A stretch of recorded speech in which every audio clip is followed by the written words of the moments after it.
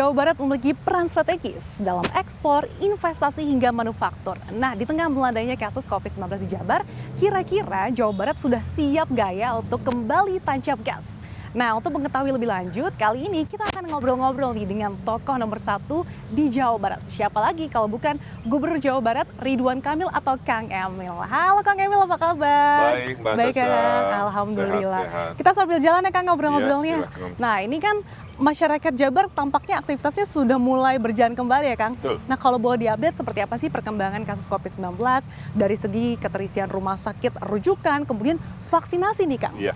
Jadi alhamdulillah bahwa kita sekarang sudah surut COVID-nya 3% rumah sakit dari 91% kan. Kasus-kasus sudah jarang, kematian ada sempat beberapa hari nol kan. Kemudian kalau yang sakitnya sangat sedikit, yang sehatnya harus divaksin. Nah kita sebenarnya sudah terbanyak, total yang disuntikan itu sudah 30 jutaan. 30 juta dosis, 20 jutaan untuk dosis pertama yang artinya sudah di atas 50%, dosis keduanya ada yang 10 jutaan. Nah mudah-mudahan seiring dengan vaksinnya lancar, kemudian rumah sakit turun, maka kita akan persiapan dari pandemi ke endemi kan. Nah disitulah ekonomi kita dorong lagi, kan ekonomi ada 4 ya, dorong ekonomi investasi, dorong ekonomi ekspor impor, dorong ekonomi daya beli masyarakat, dan terakhir dorong ekonomi belanja pemerintah. 2 pertama udah juara Indonesia. Investasi ranking 1, alhamdulillah. Ekspor tertinggi, alhamdulillah. Tinggal 2 yang terakhir kita dorong juga.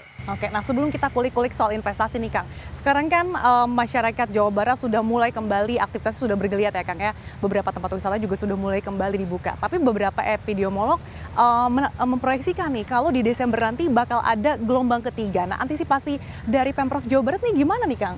Ya, definisi gelombang itu biasanya diprediksikan jika terjadi libur panjang.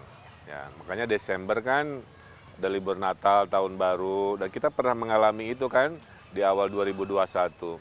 Tapi kan bedanya dengan dulu nggak ada vaksin. Sekarang Desember insya Allah 70% kita kejar kan, sudah tervaksin, sehingga kalaupun ada lah ya, menurut saya secara optimis ya, kita bisa lebih mengendalikan. Kita pengalaman di Delta kemarin kan, ilmu oksigennya udah lebih hafal lah insya Allah, dan lain-lain. Tapi kita tidak akan menyepelekan, kuncinya prokes aja. Tetap ikuti aturan, pakai masker, jaga jarak. Nah, kalau kita kan ini sudah di PCR, sudah, dan di ruangan pribadi ya. Nah jadi di ruangan publik lain-lain harus ikut aturan sesuai PPKM. Bahkan PPKM pun sekarang ditambahi indeksnya, yaitu indeks persentase vaksinasi. Walaupun nggak ada penyakit, tapi vaksinasinya masih rendah, dia PPKM-nya juga belum baik. Nah sekarang saya kira kinerja sudah sangat baik, tinggal masyarakat jangan euforia, tetap prokes, karena COVID-nya belum diproklamasikan hilang. Ya. Surut ya, ibarat laut lah, surut tapi airnya kan ada, bukan kering. Oke, nah Kang, meski vaksinasi sudah digencarkan gitu, belajar dari pengalaman-pengalaman yang kemarin, kesiapan rumah sakit nih di Jawa Barat seperti apa sejauh ini Kang? Rumah sakit sih dari dulu juga udah jauh lebih siap. Peralatan-peralatan terkait COVID ya, kayak ventilator, oksigen regulator, itu jauh lebih memadai. Pas awal-awal kemarin kan kita nggak siap dengan sejumlah kecepatan penularan. Jadi harusnya lebih siap ya. Dan tingkat tracing, testing juga kita jauh lebih baik. Intinya kami meyakini kalaupun ada, kondisi Jawa Barat jauh lebih terkendali karena 2 kali pengalaman. Oke, nah melihat pengalaman yang sudah ada sebelumnya, sejauh ini kan vaksinasi kan juga semakin digencarkan ya Kang. Nah kalau di lapangan nih ada nggak sih kendala-kendala atau mungkin hambatan nih dalam mencapai target vaksinasi? Mungkin dari segi penolakan nih dari warga masyarakat Jawa Barat atau seperti apa nih Kang? Kendalanya kalau saya boleh deskripsikan lebih kepada lansia ya. Lansia itu kan mobilitasnya terbatas, jadi kita cari inovasi-inovasi biar lansianya mau. Salah satunya anak-anak sekolah yang akan disuntik itu juga wajib membawa kakek neneknya lah, kira-kira begitu. Jadi dirayunya oleh cucunya. Ya, kemudian daerah-daerah yang terpencil kan susah nyuruh datang ke puskesmas. Kita ada vaksinasi keliling kan, ada vaksinasi gendong dan lain sebagainya. Jadi nggak boleh menyerah kuncinya. Kenapa? Karena vaksinasi mengurangi fatalitas kematian. Terbukti waktu kejadian darurat Delta, 90-an% yang meninggal itu yang belum divaksin.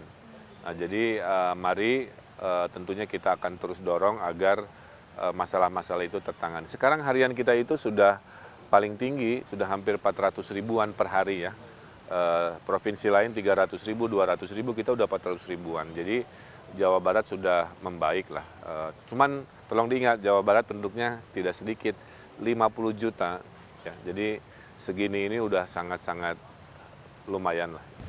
Oke, nah tadi Kang Emil bilang jangan terlalu euforia Kang di tengah pandemi yang katanya belum diproklamirkan telah selesai atau hilang gitu ya Kang. Nah kemudian juga vaksinasi semakin digencarkan. Nah untuk perekonomian Jawa Barat sendiri nih, kira-kira sudah siap tancap gas lagi nggak sih Kang? Jangan dijawab, gimana kalau kita ngobrol-ngobrol dulu? Soalnya kayak agak mendung nih Kang. Oh, ya, boleh ya? Ayo. Oke.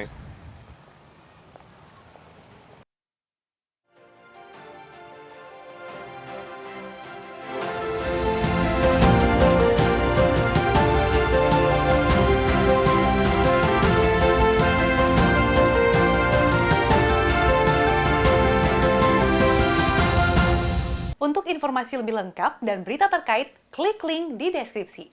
Jangan lupa untuk install aplikasi CNBC Indonesia di App Store dan Play Store. Jangan lupa untuk subscribe ya.